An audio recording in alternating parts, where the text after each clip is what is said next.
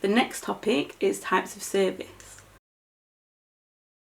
First thing you need to know is that there are lots of different types of service. So for your exam you'll need to know about counter service, waitress service, transported meal systems, and the gueridon service, which is cooking or serving from a trolley in front of your guests.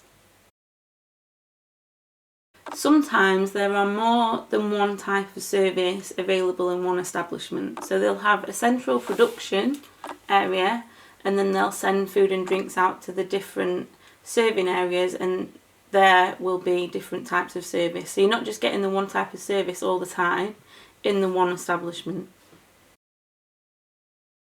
There are different types of counter service that you need to know about, and you need to know the differences between them. The first main type is a cafeteria service. So that's a counter service, but you'll have your menu at the front entrance, and you can kind of decide what food you want before you get to the counter, and then you will flow past the food in order, in a line, if you like, in a queue, and you will select the foods that you want from the counter. Now the different type of counter service is called free flow. Now that is where you have different counters, different areas, but you are free to flow around each area. You can go from one to the other and select your food. You don't have to go in a line around the food items. You can just pick and choose where you want to go to, and there will be a central till area at the end where everyone goes back to pay for their items. This saves unnecessary queuing for the items that you don't want. You don't have to queue up behind all the hot stuff if you just want to go over there and get a sandwich. So free flow saves all that queuing, and you can just go and pick and choose what you want from the counters.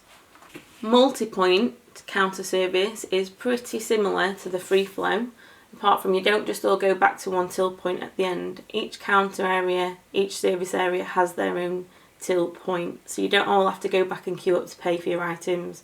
You can go, you can flow around, you can pick what food you want, but then that area will have its own till point. Next point to make is that fast food is also a type of counter service. Now don't just think that fast food is junk food. Don't make that mistake, because if there is a question on fast food, it's probably hinting at the service type rather than the type of food. You'll have to read the question carefully, but it doesn't just mean junk food like McDonald's or KFC. So in a fast food outlet, customers order and pay for their food at a point on the countertop. So you'll stand there, you'll order your food, you'll pay, and they will give you the food at that point. So you're not walking around different areas.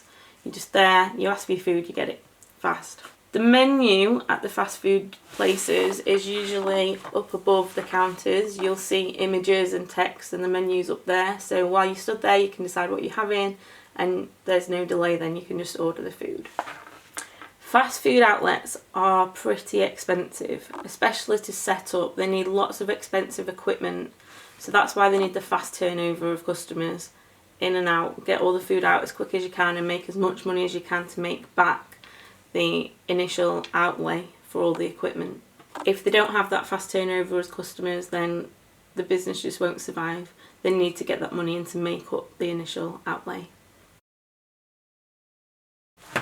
The next one is vended service. Now you know quite a bit about this already. I know I've given you exam prep questions on it. You need to know the advantages and disadvantages. So vending machines, as you know, they can be anywhere in the building. They can be used day or night. So it's a massive bonus that anyone can just go and get what they want. There's lots of options to choose from. It's very hygienic. Everything's individually wrapped. There's no risk of contamination. It's well maintained. And the portion sizes are just right as well. There's no risk of overeating. They do need to be maintained regularly, and they need to be restocked regularly. There's nothing worse than going up to a vending machine and having something that you want not there. Next type of service is seated counter service. Now you probably all know what this is, you've seen it around. So it's where you're seated at a counter and you're served at a counter. So I don't know if any of you have been to Yo Sushi in Meadowhall, but you sit at the counter, you pick what you want and you eat it there at the counter. That is seated counter service. And that's often popular with people, customers who are on their own. So if they're going to a business meeting or they're on the train, you know, if there's seated counter service, it is a very good option for someone who's sat on their own. The next thing you need to know is the difference between buffet service and Cavalry service. So a buffet service is where you go and you select all your food from an open counter. You can get your desserts, your starters, your mains, everything's there. You can select drinks, and that is buffet service, where you select everything yourself. Then if you think about a Cavalry service, you might have seen the vlog at the Monk's Bridge on the Cavalry service. You get your meat sliced for you and plated by serving staff, and often the Yorkshire pudding as well. And then you select all your vegetables and everything you want to put on your plate. So you go up, you select your food, but the main items like the meat are carved and served for you. The other difference on this one is that waitresses and waiters serve your drinks and they take your dessert orders. So you don't go and select your dessert from the buffet like in buffet service. The waiters and waitresses bring that to you and they serve desserts and drinks. So that's a key difference between buffet and Cavalry. Please don't get it mixed up in your exam. So the next one is table service. I'm sure you all know what that is. That is where you are served by a waiter or a waitress. They take your order and then they bring plated food to your table. So there's no need to get up and get your own food. You just sit there and wait for your food to come to you. It's a more personal service, so people feel more looked after. It is a more expensive option for the caterer because they've got to pay the wait staff to serve you, but lots of people opt for this option.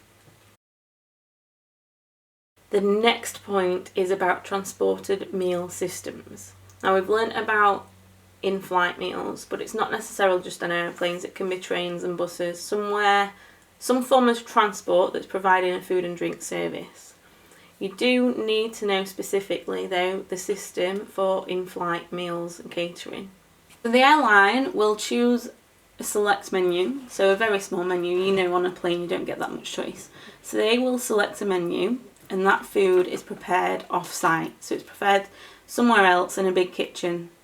And then the food is plated up ready and it's blast chilled. Now you all know what blast chilled means. It means it's cooled very, very quickly. It's then placed on trolleys with dry ice pellets to cover it and keep it cool.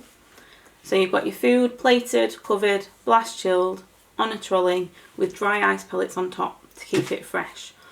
All special dietary requirements have been ordered by this point. So your special meals are prepared at the same time and plated up. But they need to get that in advance so they can make just what is needed and there's no waste. The trolleys are then delivered to the correct flight, the correct plane, and they're stored in the kitchen area on the plane. And then before food service, the food is reheated and it's taken down the aisle on the trolleys and served to the customer. Gueridon service is usually associated with a la carte or table d'hote menus. It is where the staff come around and they either serve your food or finish the food or cook the food in front of you from a trolley. So things like carving meats and putting it on your plate, or a good example is a crêpe Suzette, because then they perform a bit of a show and it's a performance to the customers. This means though that the catering establishment needs highly skilled staff to perform this type of service for the customer.